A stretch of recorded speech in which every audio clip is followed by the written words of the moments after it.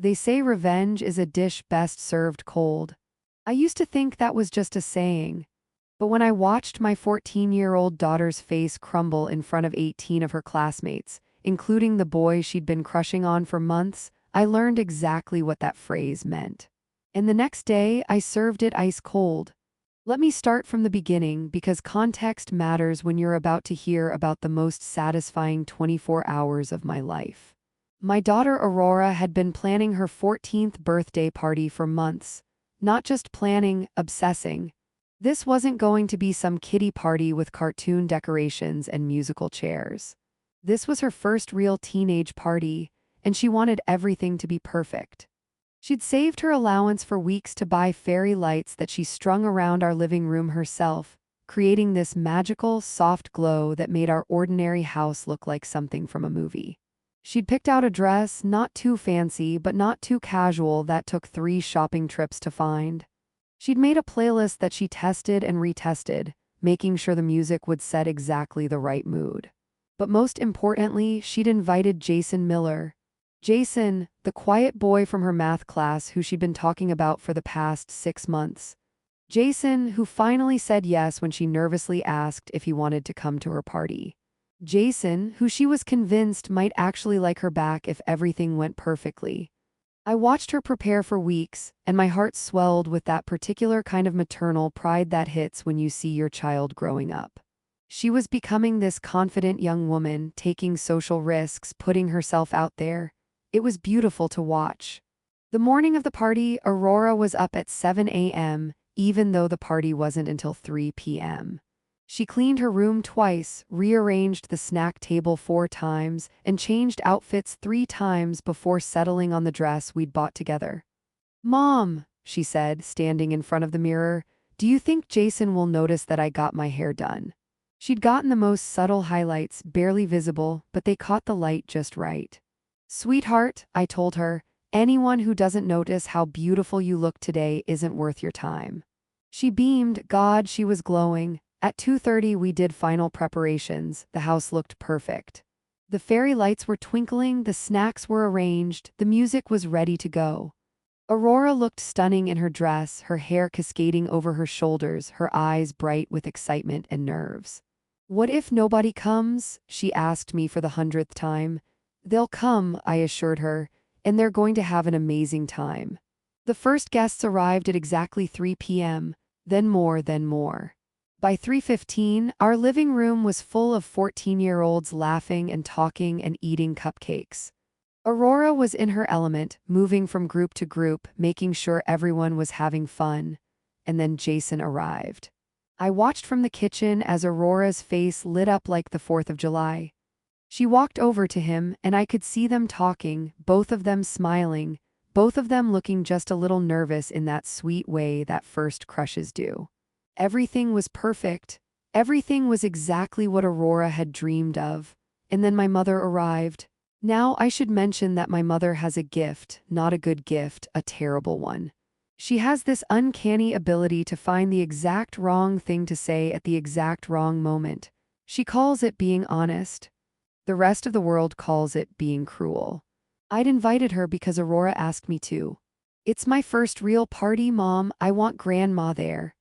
Against my better judgment, I'd said yes. My mother walked into our beautifully decorated living room, looked around at the teenagers having fun, looked at Aurora glowing with happiness, and I should have known what was coming. Well, she said, loud enough for everyone to hear. "Look who's all dressed up." Aurora turned, smiling. "Hi, Grandma, thanks for coming." My mother looked her up and down with this expression I knew too well. Critical, calculating. Looking for the weak spot. "That dress is certainly ambitious," she said. "Are you sure it's not a little too grown up for you, honey? You're still just a little girl playing dress up." The conversation around us started to quiet. Teenagers have shark instincts when it comes to social blood in the water. "I think she looks beautiful," I said quickly, trying to redirect. But my mother wasn't done. "Oh, she does," she said, in that tone that means the opposite of what the words say. "It's just, well, honey, you might want to be careful about trying so hard to look older. Boys your age can see right through that kind of thing."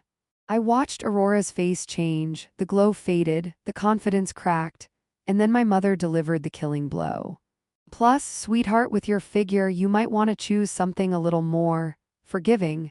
That dress isn't doing you any favors. The room went dead silent. Aurora looked down at herself, then around the room at all her classmates staring at her. I saw Jason's eyes widen with second-hand embarrassment. I saw the other kids exchanging glances.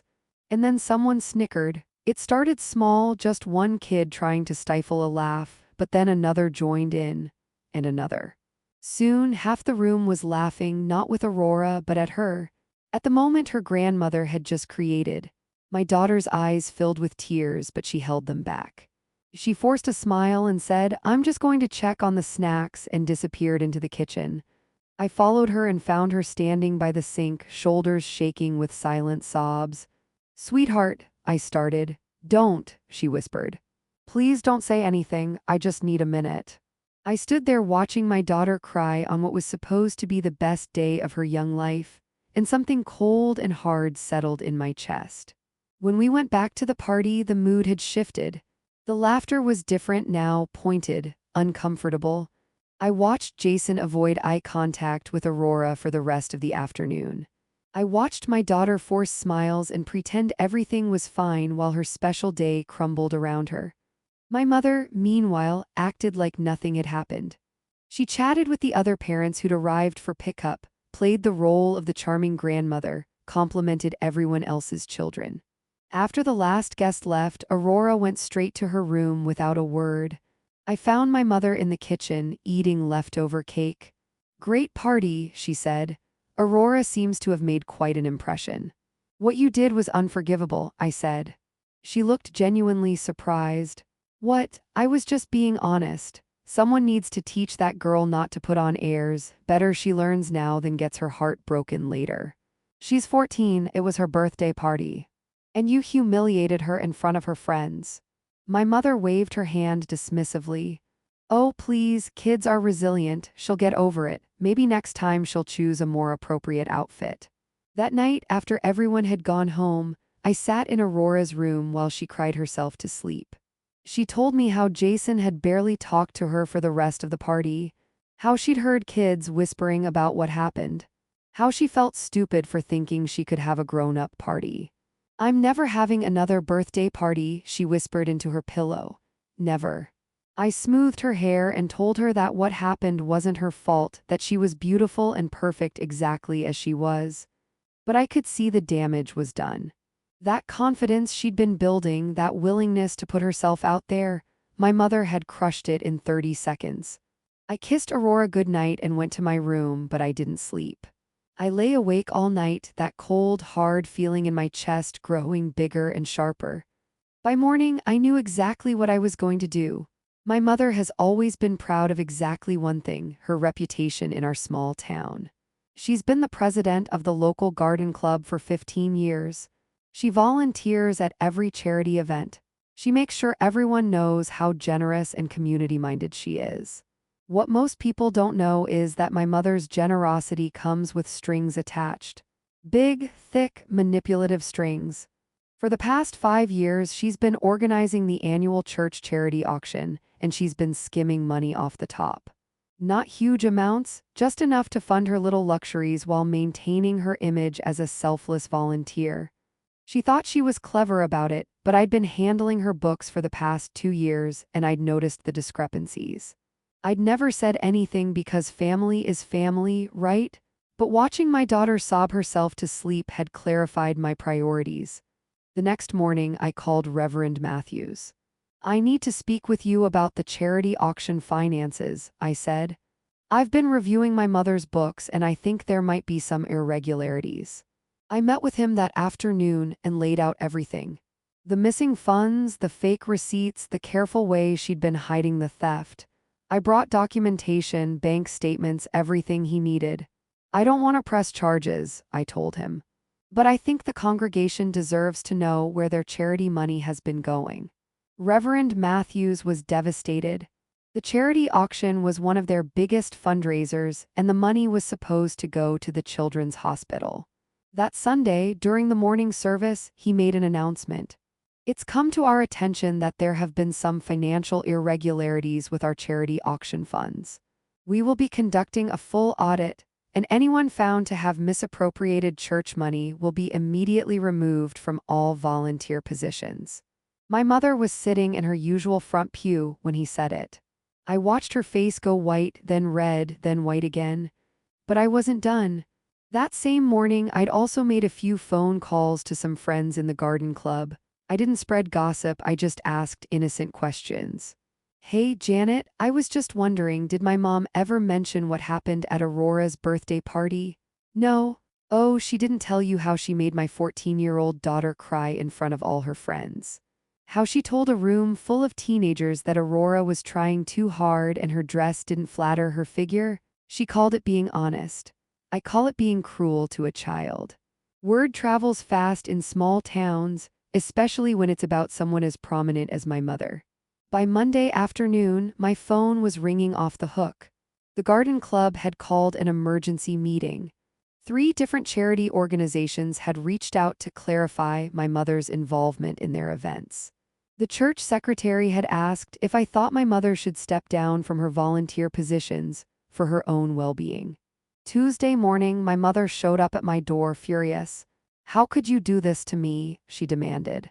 "I'm being kicked out of everything. The garden club, the church committees, the charity boards. People are treating me like I'm some kind of monster." "Interesting," I said, pouring myself coffee and not offering her any. "How does it feel to have your reputation destroyed in front of people whose opinions matter to you?" "That's completely different. Aurora is just a child." "Exactly, she's a child, my child. And you humiliated her for no reason other than your own cruelty."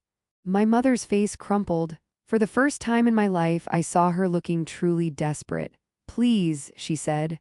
"I'll apologize to Aurora, I'll make it right, just. Please talk to people, tell them it was a misunderstanding." I looked at this woman who had spent my entire life cutting people down with her honesty, who had just tried to do the same thing to my daughter, and I felt nothing but cold satisfaction. "You know what's funny?" I said. "Aurora forgave you the minute it happened. Because that's who she is. She's kind and generous and gives people the benefit of the doubt. She spent Sunday morning making you a card to apologize for not talking to you at the party." I pulled the card out of my purse. Aurora had spent an hour making it, complete with hand-drawn flowers and a message about how she hoped Grandma wasn't upset with her. My mother's face went white as she read it. "But here's the thing," I continued.